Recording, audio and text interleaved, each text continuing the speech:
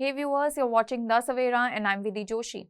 The case of Indian nurse Nimisha Priya, sentenced to death in Yemen for the alleged murder of Yemeni national Talal Abdu Mehdi, has taken a renewed turn amid mounting legal, diplomatic and public tensions. The brother of the deceased, Abdul Fattah Abdu Mehdi, has written to the Yemeni prosecution seeking a new date for her execution, which was previously postponed. In the letter, written in Arabic and circulated via social media platforms, he firmly rejects all the attempts at mediation or negotiation and expressed frustration that more than a month and a half has passed since the scheduled execution date without any further action. The family continues to demand that the retaliation sentence under Yemeni law be implemented without further delay. At the same time, confusion and controversy have erupted over claims that Nimisha Priya's death sentence may have been overturned. Kantapuram AP Abu Bakr Musliar, a prominent Muslim cleric in Kerala, publicly expressed hope that her sentence would be commuted and that an agreement had been reached to cancel the execution. He claimed that both the Prime Minister's office and the Ministry of External Affairs in India were aware of and supportive of his efforts.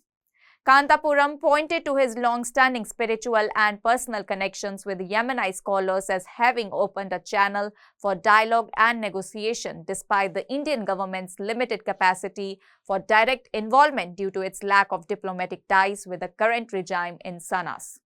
However, the central government has issued a clarification stating that there has been no official confirmation of any such commutation of the death sentence. Furthermore, the Ministry of External Affairs reiterated that any negotiations regarding a pardon must take place solely between Nimisha Priya's family and the family of the deceased, as per Yemeni legal and cultural norms.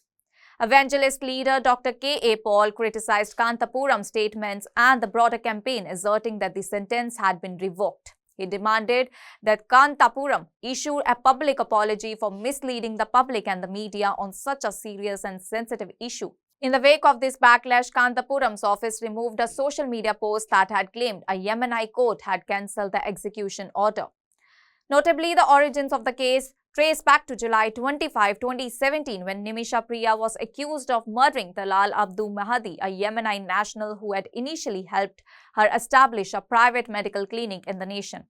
According to Priya's version of events, Talal later began to physically abuse her and reportedly confiscated her passport, leaving her trapped and isolated. In what she described as an act of desperation and self-defense, she administered an overdose of medication intended to subdue him and recover her travel documents. However, the situation spiraled out of control, resulting in his death. His body was found hidden in a water tank on the roof of the residence, prompting a swift investigation and her subsequent arrest. The emotional toll on Nimisha's family has been immense. Her mother remains in Yemen voluntarily and has declared that she will not return to India without her daughter. In a recent video message, she stated that her health is stable and dismissed rumors circulating online suggesting otherwise. She reassured the public that she is in regular contact with Nimisha and is permitted to meet her. Her mother emphasized that her continued stay in Yemen is entirely her own decision, driven by maternal resolve and faith in her daughter's right to a fair outcome.